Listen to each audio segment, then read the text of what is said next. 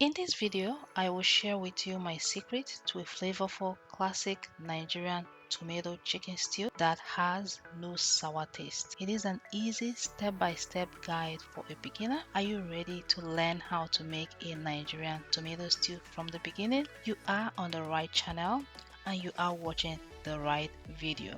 So let's go ahead and begin by making this tomato stew. But remember to subscribe to my channel and remember to turn on your post notification. That way you'll be notified every time I post a new video. So I am using chicken. You can use your favorite protein, whether it's fish, whether it's turkey, or any other protein of your choice. But I am using chicken thighs and I'm going ahead to season it very well. I'm using thyme, curry powder, some salt, some paprika, and some seasoning cubes, as well as one onion that you see right there. I will season it very well and I will let it to cook. Now, this is one of my secrets. I don't add water when I'm making my chicken. I just wash it, let it drain, and then I add all the seasoning and let it cook. It's going to release its own water. I cook it on a low to medium heat until it starts releasing its own liquid, and then I cover it and let it cook on its own juice.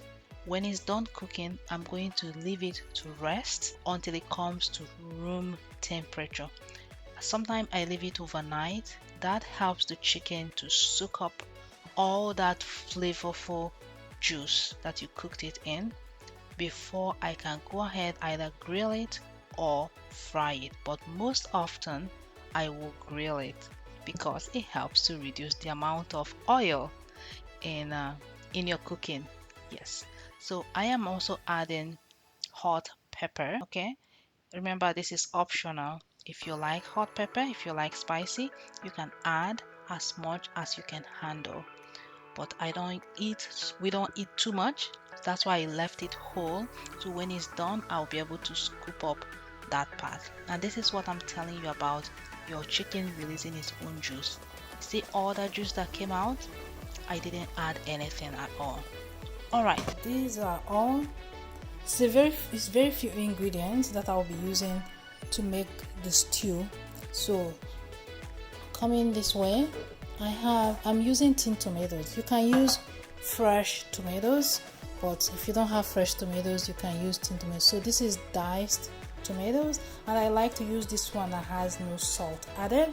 It helps me to control the amount of salt I use. And then I'm using 2 large red bell peppers. So this is sweet pepper.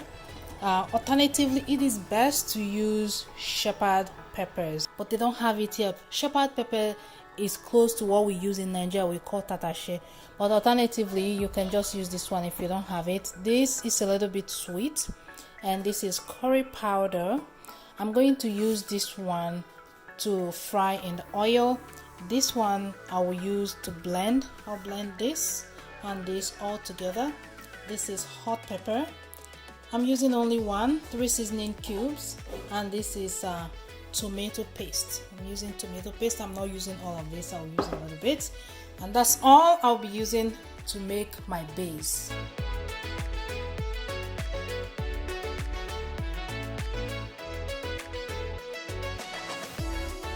So next step is to heat up some oil. I'm using vegetable oil, and I will add some of those onion.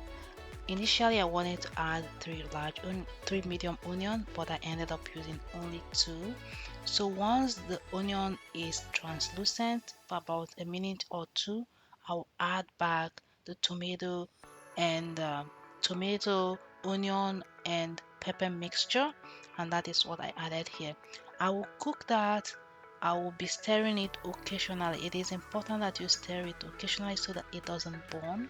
So that I will continue to cook it until it cooks down. I will show you in the next clip.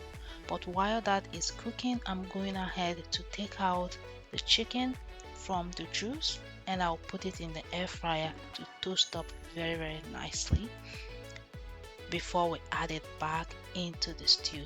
Now, don't discard the water.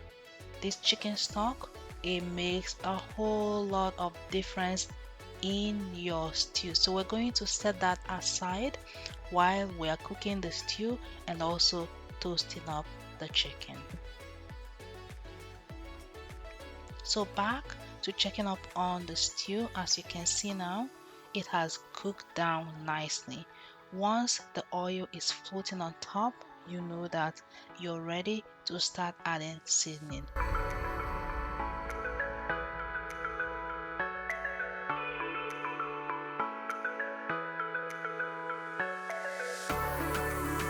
All the seasoning I'm going to add here at this point is just curry powder and seasoning cube, because the chicken has been seasoned very well.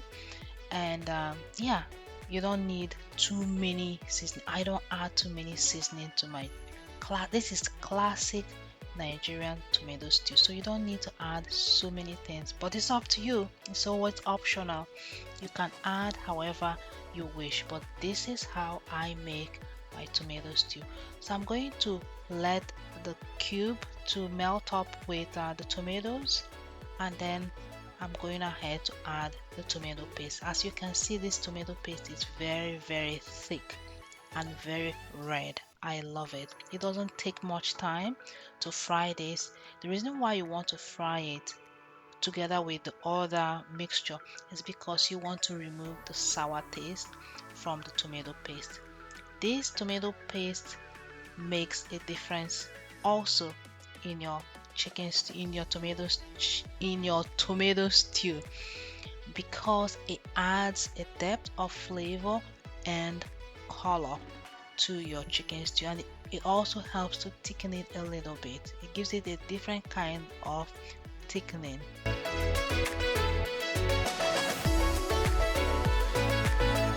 Mix it together and let it cook for about 3 to 5 minutes. Because this tomato paste is very thick, you don't need to cook it for a long time, but you're going to cook it until, I will show you, until it becomes more like crumbly texture, and this is what I mean. Okay, so now it is ready to add the chicken back in, because the chicken is now done. As you can see from the clip I showed you, from the picture of the chicken, it has toasted up nicely. It is nice and crispy and very yummy. So now we're going to add everything back into the stew. Add the chicken stock. I decanted chicken stock because you don't want all that onion and some of the bits and pieces from the chicken. I don't like it. I don't like to see it. That's basically what I'm trying to say. So I will decant it and then add it back into the stew and let it simmer on a low heat for everything to marinate very well.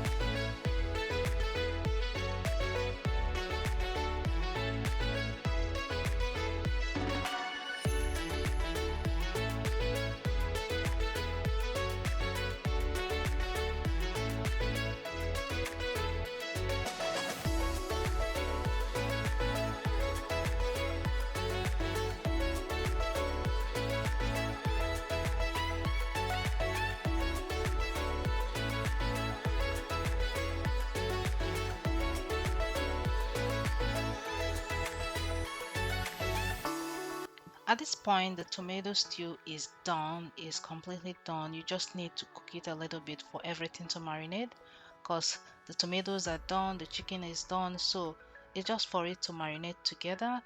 Let it simmer on a low heat for about 3 to 5 minutes, and you're done. You're basically done at this point. Now this goes down very well with a piping hot rice, or you can even eat it with yam, with potatoes, with plantain, boiled or fried plantain, any carbohydrate of your choice.